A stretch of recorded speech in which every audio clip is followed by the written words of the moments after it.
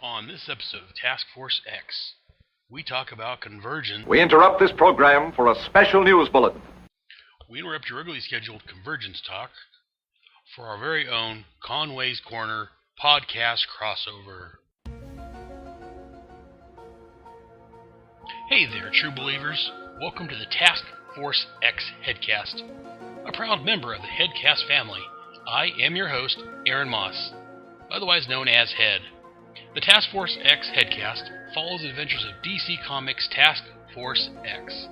Task Force X was made up of the Suicide Squad comic, which was created by John Ostrander and Ryan Scott, which started in the late 1980s, and the sister comic, Checkmate, created by Paul Kupperberg and Steve Irwin.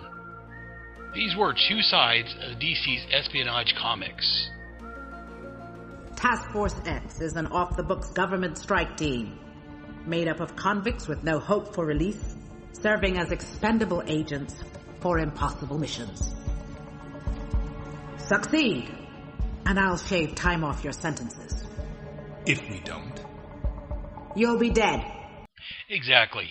I will attempt to chronicle each title and all the books that the Suicide Squad and Checkmate appeared in during this era. We're the U.S. government. Who's going to blow the whistle on us? The convicts? Who'd believe them? You? You're going to start a blog and expose us? Well, yeah, Amanda. A blog and a headcast. Those scumbags are trying to screw me. No, not at all, Amanda. I'm just trying to help everyone else discover the joy of the Suicide Squad. Anywho, hope you guys have as much fun with these comics as I did when I first read them. Oh, so many years ago. Punk. All right, Amanda.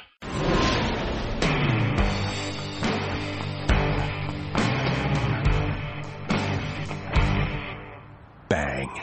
We'll return after these messages.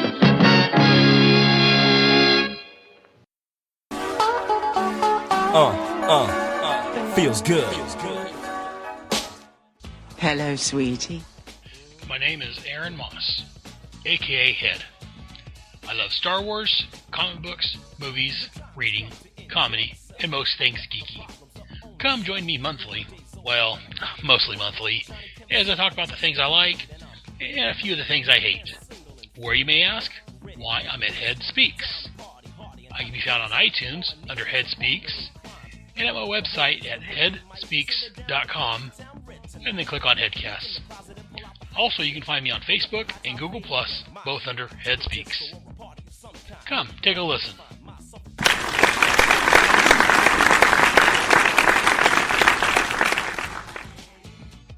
This podcast is not endorsed or affiliated by Kid and Play. Though, that would be cool, huh? I'll go ahead and let Kid and Play finish the promo out.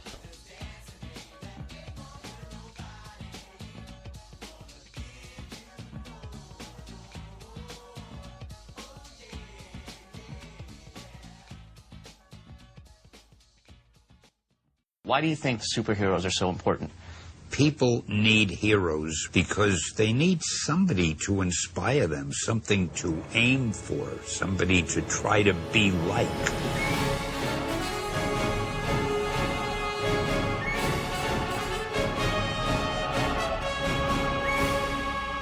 One is the man of tomorrow, with powers and abilities far beyond those of mortal men. The other, the Caped Crusader, carrying out a solemn vow to spend his life warring on all criminals. For 7 decades, they've been the world's finest heroes. They've teamed on radio, comics, newspapers, animation, and more. And now, they're teaming up for a podcast. To the Batmobile. Let's go. Up, and away! Atomic batteries to power. Turbines to speed.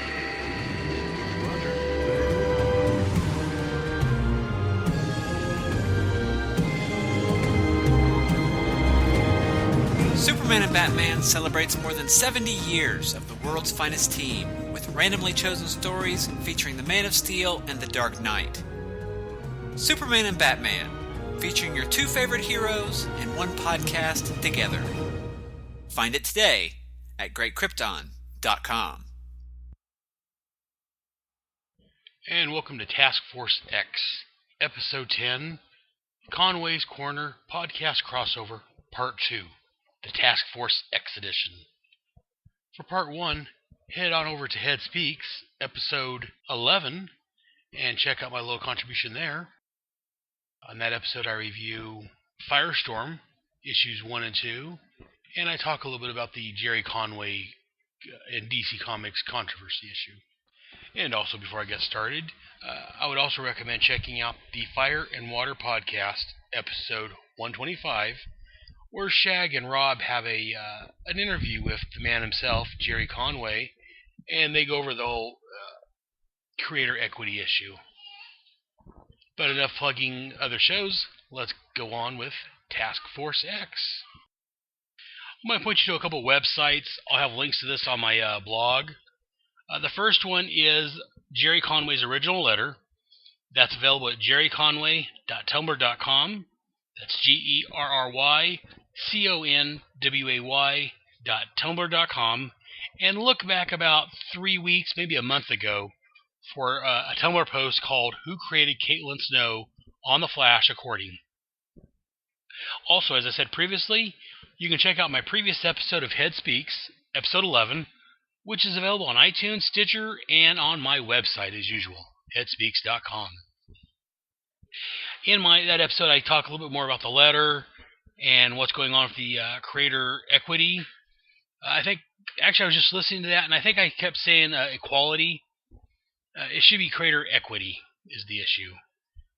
Also, Mr. Neal Adams, a great, fantastic creator, a talent, worked on Batman for years. He had a letter recently of Bleeding Cool News. That can be read at www.bleedingcool.com/2015/05/03/ Neal Adams Talks Gerry Conway, each word separated by a hyphen. I'll put this link on my website. Actually, I'll put both of them on there for you. Definitely read it. Neal Adams is a big supporter of creators and their rights, and he's always sticking up for creators. If I'm not mistaken, he was one of the ones that was behind getting either Siegel or Schuster their creative rights. If I'm not mistaken, I could be mistaken on that one. So definitely check out that article. And basically, in the short of it, he says that he's read Gerry's notes, and Gerry's completely correct. DC and Marvel are companies; they don't create anything. And it looks like his main problem is the way that DC and Marvel, they hire their employees as freelancers, not as actual employees. Because an employee, you'd have to give them space at your site to work and give them the tools and everything like you're actually employed somewhere. Whereas they hire them as contractors or for hire. That way they don't have to provide them with health insurance and all this other stuff, but they still want all the rights associated with whatever the character or the creators create. So definitely check out Mr. Adams' article on that.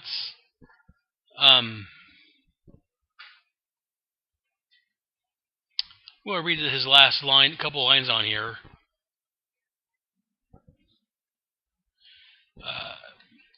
Okay, here it goes. Fellow creators, here's a little insight for you. Look at your contracts. You will see what they are work-for-hire contracts, but you will also see the companies are so worried about the courts will chuck out work-for-hire completely as being unethical and contradictory to the intent of the law that they will actually say that, just in case work-for-hire is discarded from the law, then you are surrendering the following rights. The lawyers actually expect the courts to throw out work-for-hire any day and can't believe it hasn't done already. Yes, Gerry is right in spades. My considered advice to DC and Marvel, learn to be fair and treat your creatives right. In that way, you'll get richer together like publishers and authors. Or, well, suffer the court's decrees. Best regards for all. And overall, there's some things here I'm not sure I agree 100% with, but the intent of the article, and for the most part, I agree with what Mr. Adams says. I didn't talk too much about it on my Head Speaks episode. I'm going to speak a little bit about it here. My thoughts on the whole matter.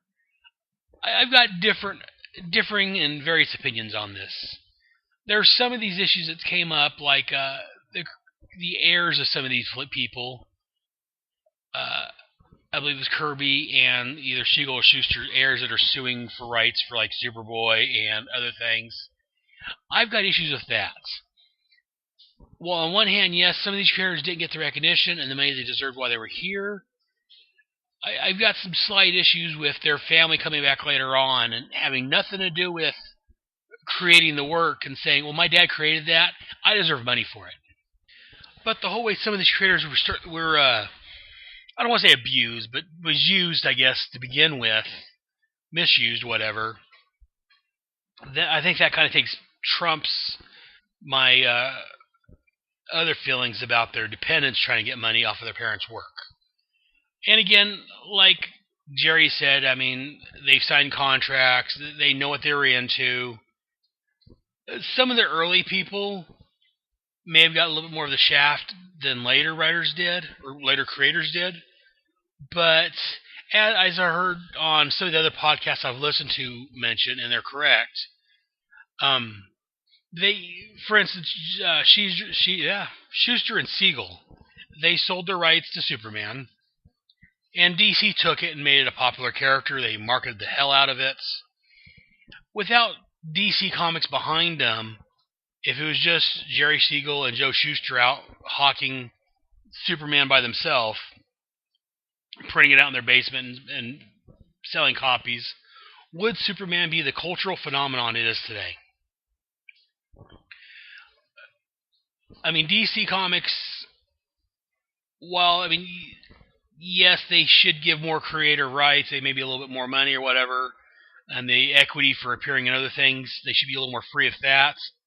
I do see where they're coming from, because they're the ones that took the risk. I mean, if Superman had failed miserably, I think the worst that would have happened to Siegel and Schuster if Superman didn't take off was they probably wouldn't have been hired to write any more comics. Whereas DC Comics could have lost thousands and hundreds of thousands of dollars on this deal.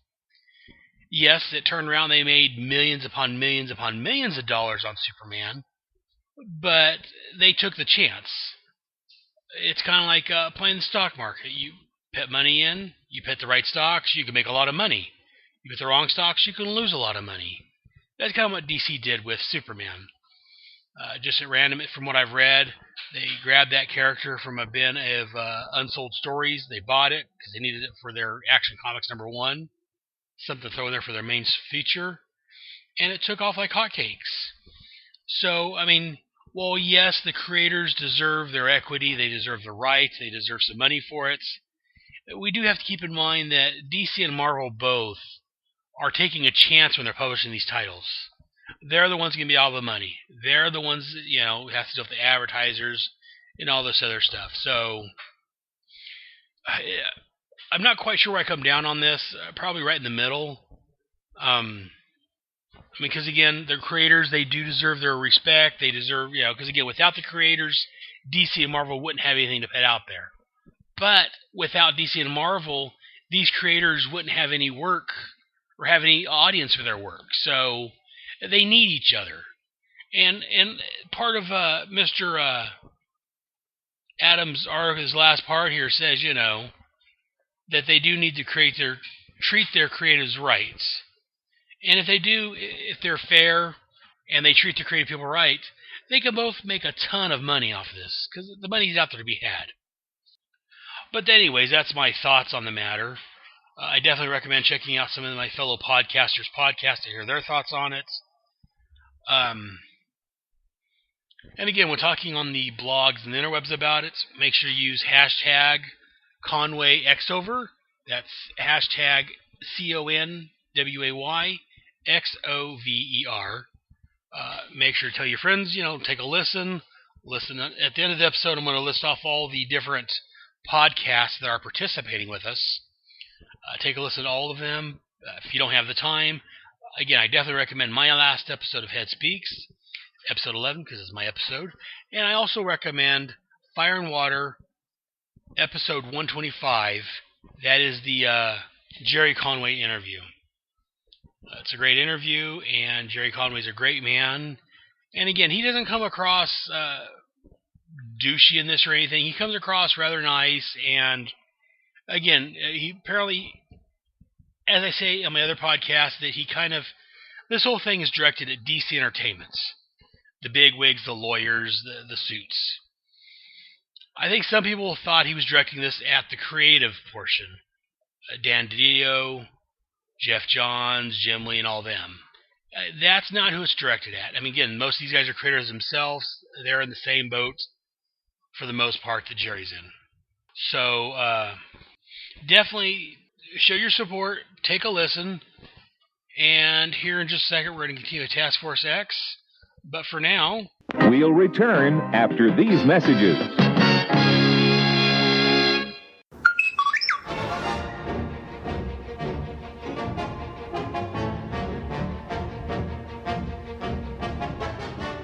I got a bad feeling about this. You'd be feeling a lot better, Han, if you were listening to Dead Bothan Spies, a Star Wars podcast hosted by me, Ryan Daly. That doesn't sound too hard. It's not hard. You just check out Dead Bothan Spies on iTunes, Facebook, or the blog page, deadbothanspies.blogspot.com. Don't be too proud of this technological terror you've constructed. Well, I don't know if terror is an appropriate description. It's a podcast that combines everything you love about me talking and some of what you love about Star Wars. I want to learn the ways of the Force and become a Jedi like my father. Fine, whatever. Do that after you listen to Dead Bothan Spies. Yoda. You seek Yoda. No, you seek Dead Bothan Spies, a Star Wars podcast. Check it out. It beats kissing a Wookiee, I would think.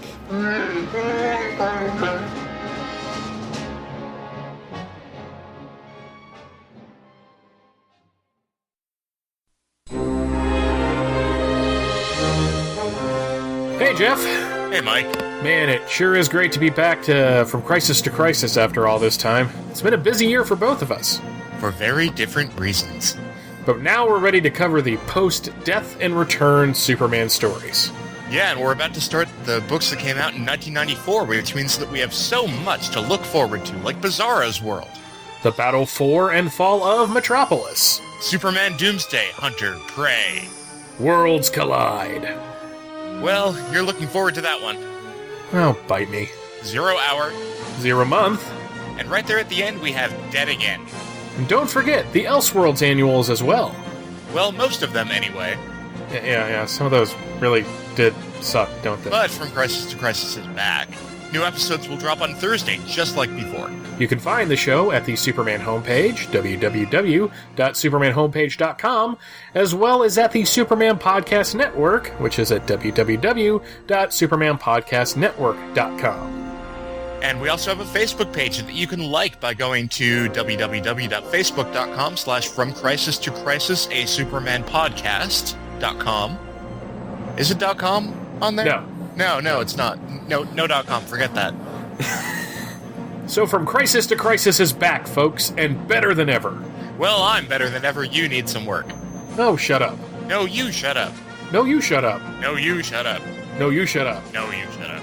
No, you shut up. From Crisis to Crisis, a Superman podcast, covering the post-crisis adventures of Superman, one half month at a time.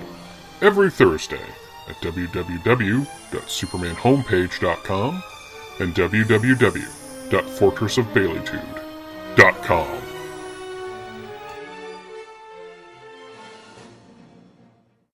Welcome back. This episode of Task Force X, we're not going to review a Suicide Squad book proper. What we're going to do instead is look at something Gerry Conway centered. Gerry didn't really do any work on Suicide Squad itself, but he did create one of the members that will show up eventually in the book. So today we're going to look at her first appearance and do a character profile on this person. That person would be Vixen, and that's who our character profile today is. She first appeared in Action Comics 521 back in July of 1981.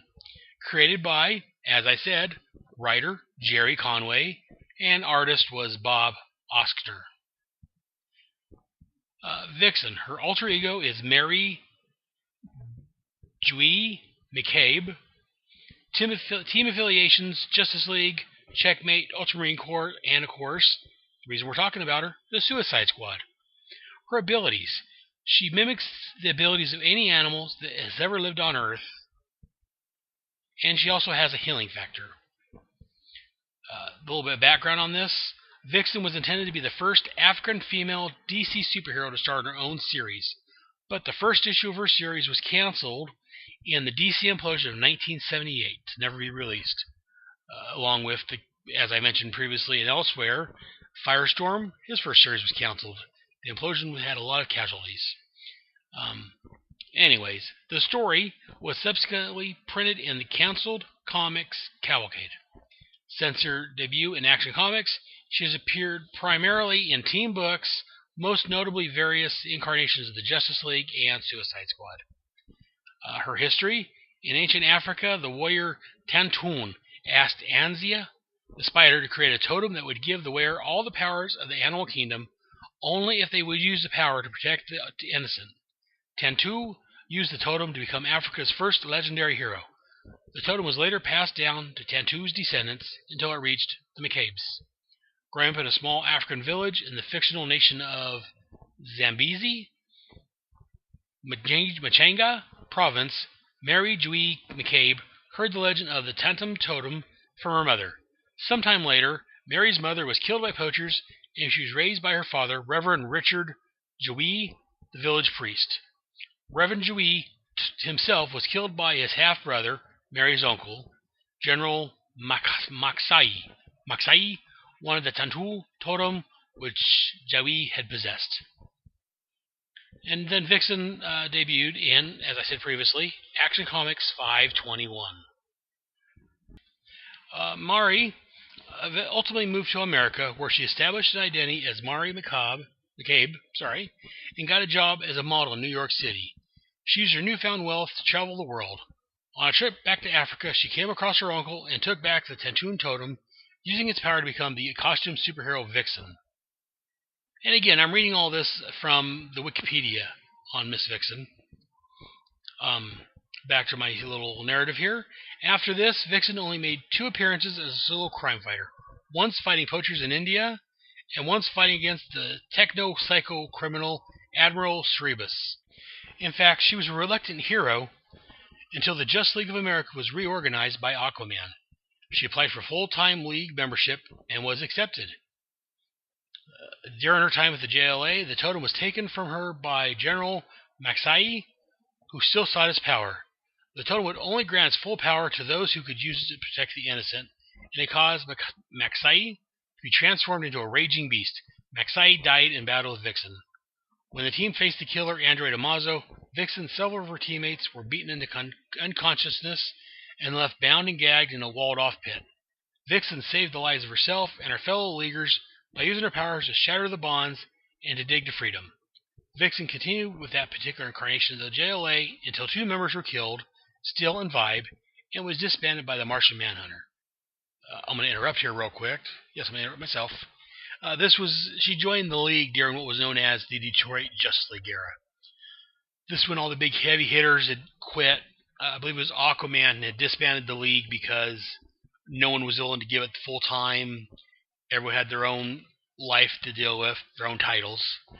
And so he said, if you don't have time for the League to be full time, we don't need you. So he disbanded the League, and he reformed it with himself, Elongated Man, 1 or 2 other people, and then the new members, which was Vixen, Vibe, who's been seen recently in the Flash TV series, Steel, Gypsy. But enough about the Detroit League. Let's go back to my narrative here. Around this time, Vixen teamed up with Animal Man again. She traveled to a suburban house with knowledge of the mysterious, murderous force. Animal Man's own powers were affected because of this force, as he found himself unable to correctly access the right powers. Then she joins the Suicide Squad, and you'll be seeing more about Vixen and her beloved squad around issue 11. We're going to be coming up to issue 4 soon, so we got a little bit more time, but soon, issue 11 I believe it is, Vixen joins the Suicide Squad. Stay tuned for her further adventures. Her other appearances: On TV, she was in Justice League Unlimited, voiced by Gina Torres. She was in the TV show Batman, The Brave and the Bold, voiced by Cree Summer. She had a slight cameo in Teen Titans Go.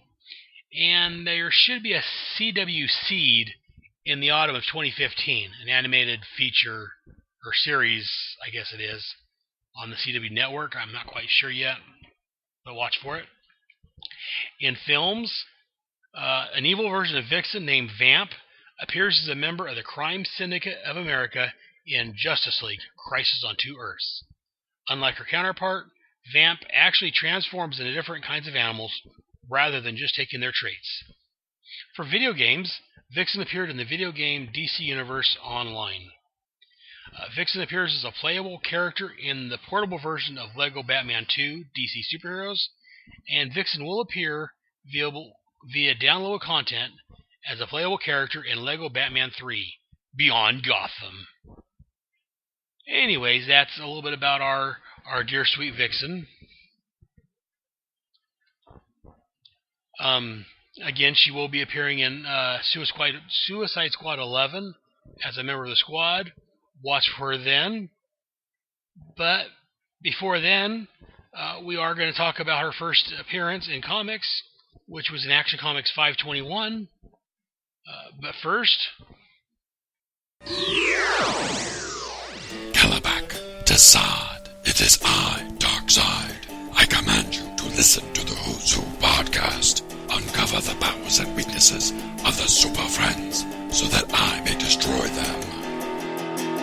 Aquaman and Superman, Animal Man and Plastic Man, Firestorm and Nuclear Man, Batman and Hawkman, 2D Man and Hour Man. Who are all these people, man? They're all part of the DC Who's Who. Ultra Boy and Booster Gold, Lightning Lass and Hippolyta, Phantom Stranger, Etrick and Arisia and Woozy Winks. Hey. What? What about that one guy? What guy? Mr. Pretzel, Mr. Lipstick, Mr. Mitzelfuzzle? Mr. Mitzi's Pitlick? Yeah, him. He's also part of the DC Who's Who. Who's Who, the definitive podcast of the DC Universe. Available monthly at Aquaman Shrine, Firestorm Fan, and on iTunes and Stitcher as part of the Fire and Water podcast. And we're back again. Okay, so this episode, as I said, we're not going to review a Suicide Squad book proper. We're going to talk about Action Comics 521, Vixen's first appearance. Again, the cover date of this was July of 1981, but to buy it off the newsstand, set either your Wayback Machine or your DeLorean for April the 20th of 1981. 1981, I was 11. A long time ago. Anyways, back then you could have this book for 50 cents. That's 2 quarters. Page count was 32 pages. Editor was good old Julius Shorts. The cover credits, penciler was Ross Andrew, and inker was the magnificent Dick Giordano. There's 2 stories in this. We're going to look at the first one, which was entitled The Deadly Rampage of the Lady Fox. It was 17 pages long, written by the illustrious Gerry Conway, of course, penciler Kurt Swan, inker Frank, forgive me Frank, what is this, Chiramonte? Letterer John Costanza, colorist Gene D'Angelo. And the synopsis for this story. We start the issue with a new masked woman attacking some men, moving first from one warehouse to another. Meanwhile, exactly 15 blocks away at Madison Square Garden, Superman is helping with a telethon. When he hears the men shouting for help, he flies to the warehouse. Superman chases the woman in a stolen van, where she leaps at him with the strength of a bull elephant. While fighting, she was able to scratch him with her claws. Seeing the van going towards the docks out of control, he blows his assailant away and heads towards the waterfront, but too late to stop the van from going into the drink. Later, the owner of the furs, Mordecai Mule, and a detective is talking to Superman about the incident. The cop informs Superman that some of the furs come from protected animals, but since Mule's breaking no laws in America, they can't touch him. With this new information, Superman suddenly decides he didn't get a good look at the thief. The next day, Morgan Edge sends Clark and Lana Lang to India to investigate some fur poaching on the behalf of his old friend Solomon Samuels. As Solomon leaves, Clark notices him leaving with a woman, who we a bit later learn is fashion model named Mary McCabe, the secret identity of our new vigilante, Vixen. In New Delhi, Lana's guide takes her to the jungle to find the poachers, as we find out a bit later that she's ditched Clark. Mule follows Lana, deciding that she may need to be eliminated.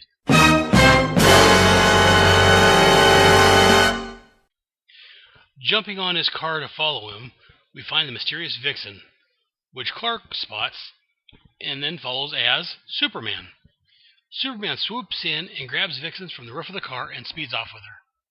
While he finds out that her powers comes from a mysterious talisman called the Tentu Totem, called the Tentu Totem, Mule is causing a parade of elephants to stampede. While behind the scenes, Superman saves Lana and her guide from the elephants. Vixen confronts the poacher and they fight.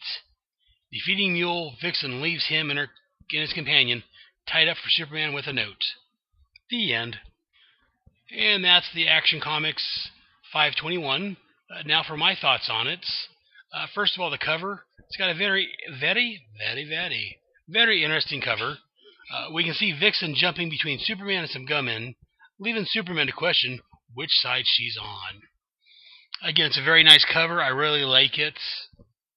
While this scene doesn't actually appear in the comic, it kind of, in a vague sense, lets you know that Vixen's a mysterious new person. Superman at first doesn't know whether she's a good guy or a bad guy. So again, while it doesn't actually depict a scene from the comic, the premise of it's still there.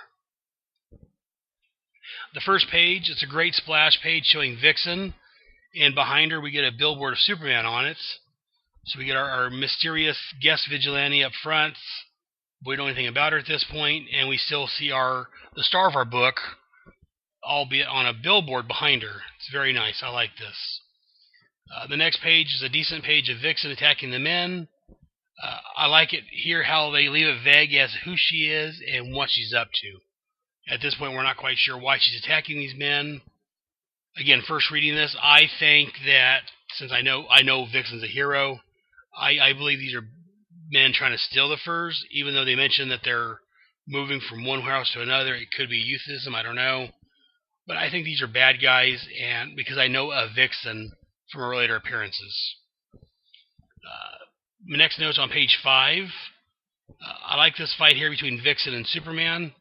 He says that it's like being attacked by a bull elephant. Out of all the analogies he could have used, he picked the one that would most apply to Vixen. Since she can absorb the powers of animals, she probably absorbed the power of a bull elephant before she jumped on him.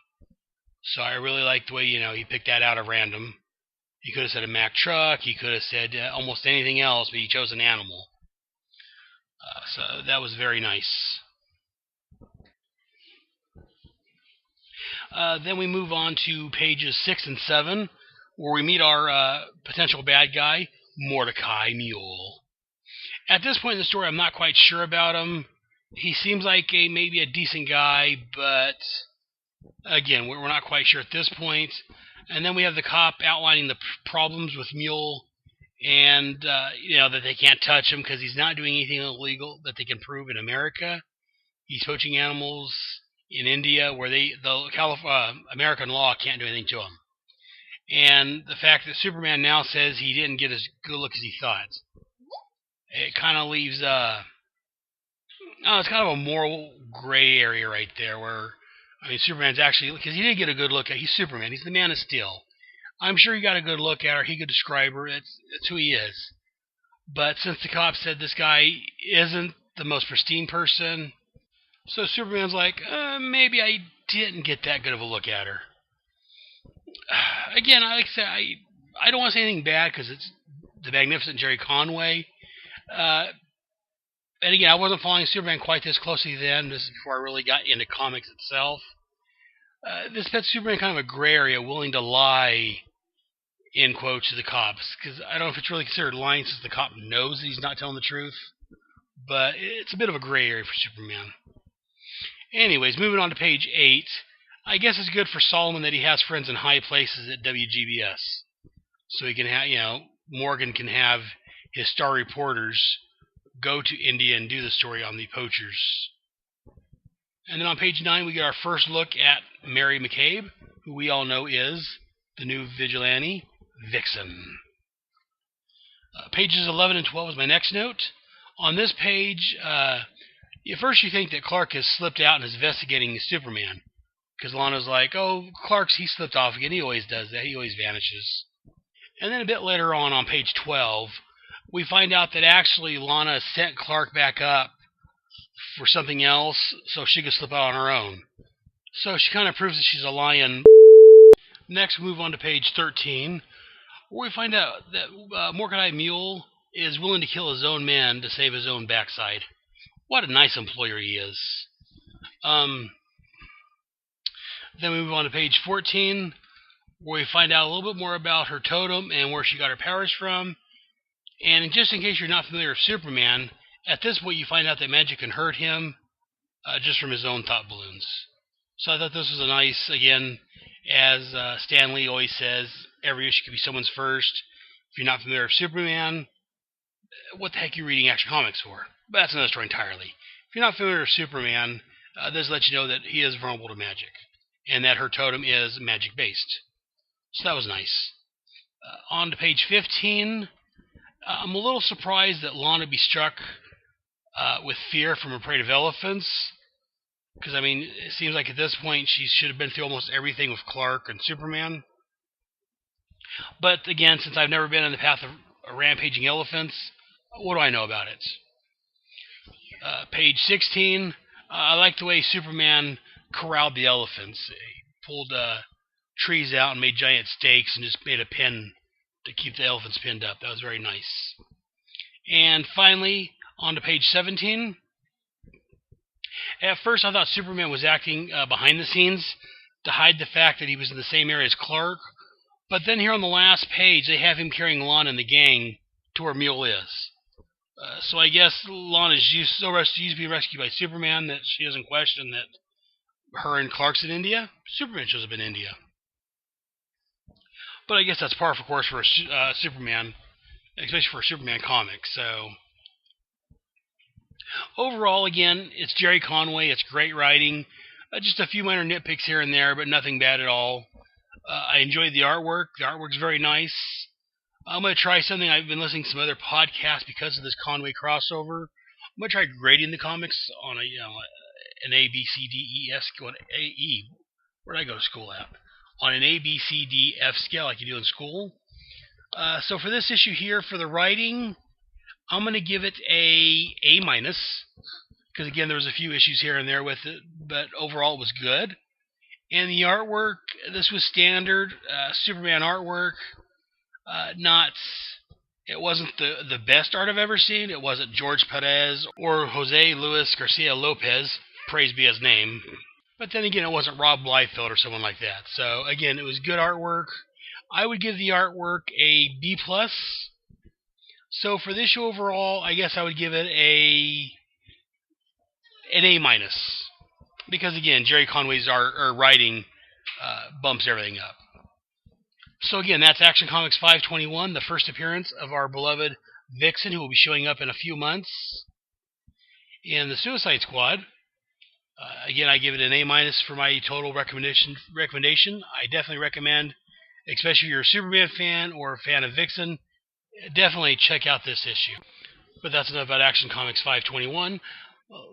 Let's go ahead and move on to the other podcast that's participating in the Conway's Corner podcast crossover. So, the first one of the most important ones, is the Superman and Batman podcast.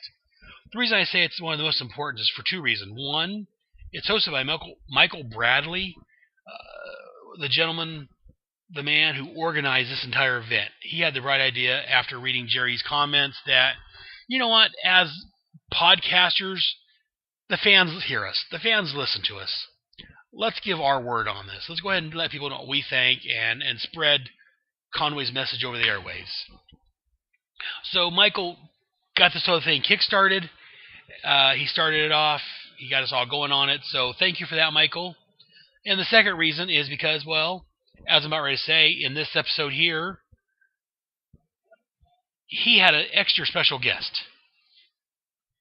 That's right. Episode 32 of the Superman Batman podcast has a guest host of Aaron Moss, yours truly. His podcast celebrates the Superman and Batman team-ups from World's Finest. This episode, he talks about World's Finest issue number 269, plus the Conway written backup story Red Tornado from that same issue. He just released it on May 22nd. Again, I haven't had a chance to release it because as I'm recording this, it just came out, so I'm going to check it out probably tonight at work. I definitely recommend listening to it. I had a lot of fun with it. Thank you, Michael. Thank you for having me on your show. I enjoyed talking with you. Hopefully I can return the favor and have you on mine one of these days. And hopefully I can be back on yours. I enjoyed it. But enough about him. Let's move on to the next one. The Fire and Water Podcast by Rob Kelly and the Irredeemable Shag. Episode 125. The unofficial first episode of our podcast crossover. They played the Gerry Conway interview on creator equality.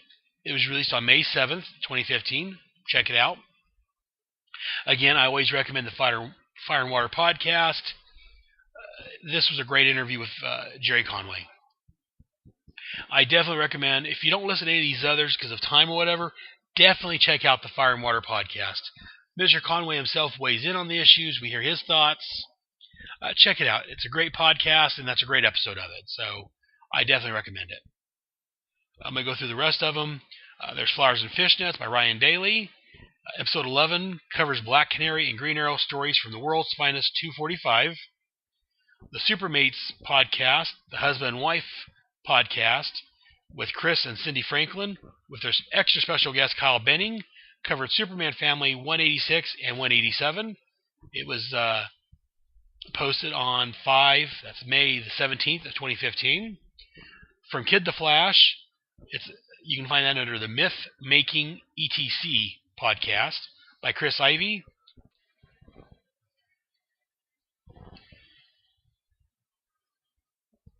It was a May 18th release. Next was the Hammer Podcast, episode 12, covering Thor 224. Came out around May the 18th. The Quarter Bin Podcast by Professor Alan Middleton. Sorry about that, Alan. Try that again. It's the Quarter Bin Podcast by Professor Alan Middleton.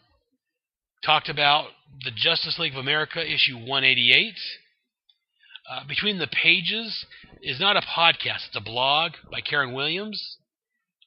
The notes I have on this says the sweet superhero stories of Gerry Conway will focus on his work on Amazing Spider-Man and the Justice League of America.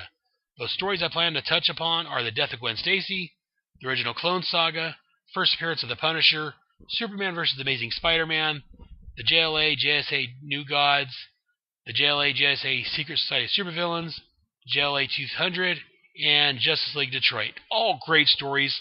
I definitely recommend checking out Between the Pages blog. Then there's the Lantern Cast by Chad Bokelman and Mark Marble. Episode 220, the Collaborative Conway Crossover Caper, where they reviewed The Brave and the Bold 174 and Super Team Family number 12. King Size Comics Giant Size Fun with Kyle Benning had extra special guest Rob Kelly from the Fire and Water Podcast, where they talked about DC Special Series 1, a dollar comics that features a Conway-penned Aquaman story. There was Vault of Startling Monster Horror Stories of Terror. Say that 3 times fast. With your host of Sean Ingle. They decided to go over the Tomb of Dracula. And the regular gang of idiots, Chris Honeywell, Luke Giaconetti, and Chris Hair Metal Hero Tyler welcome newcomer Jason Giaconetti. And they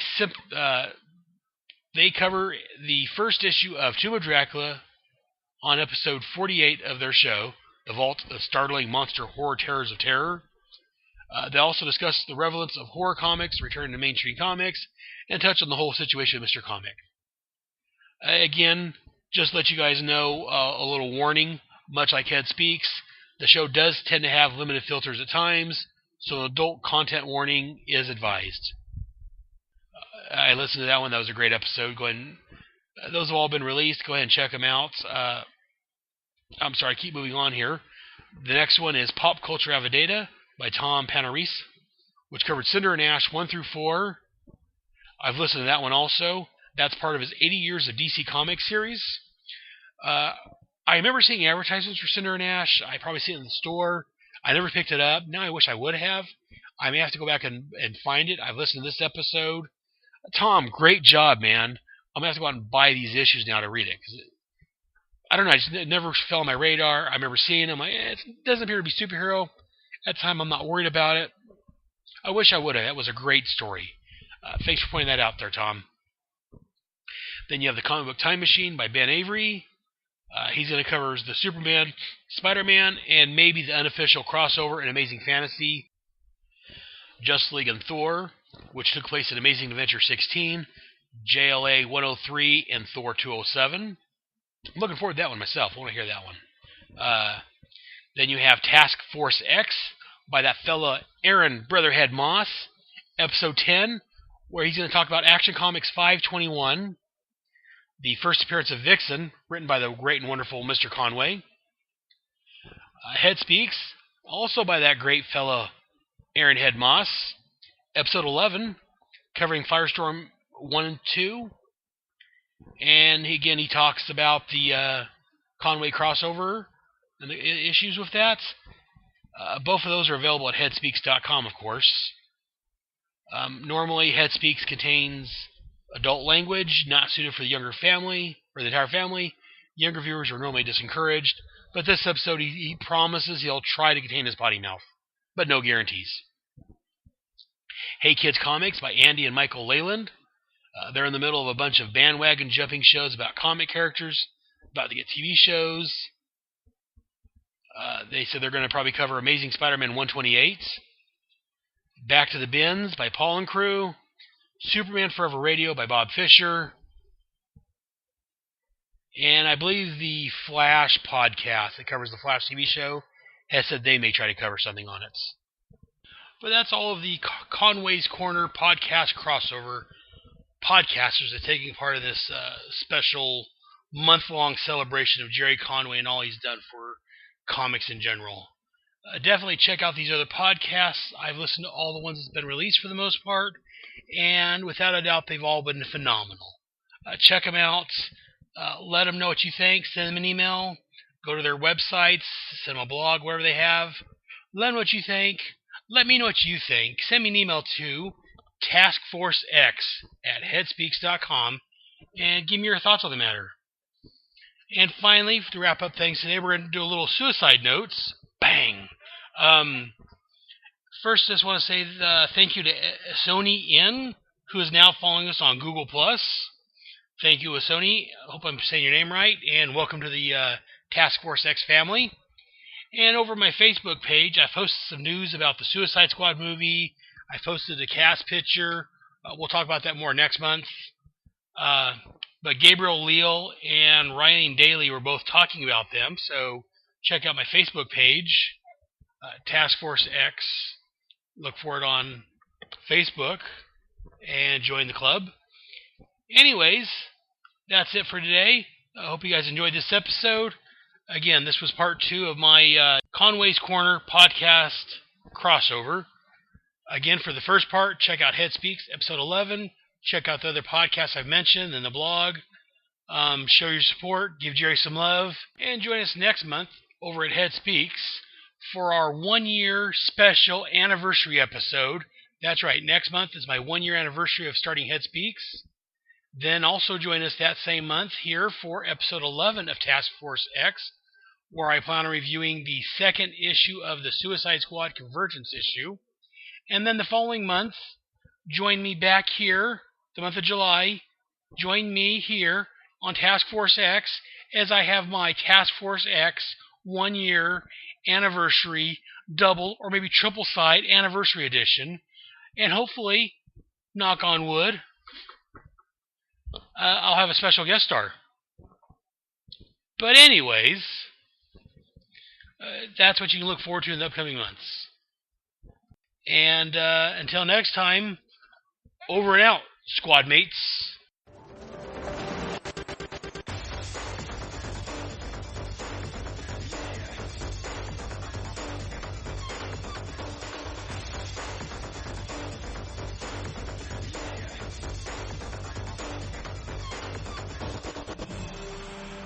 Thank you for listening to another great episode of Task Force X.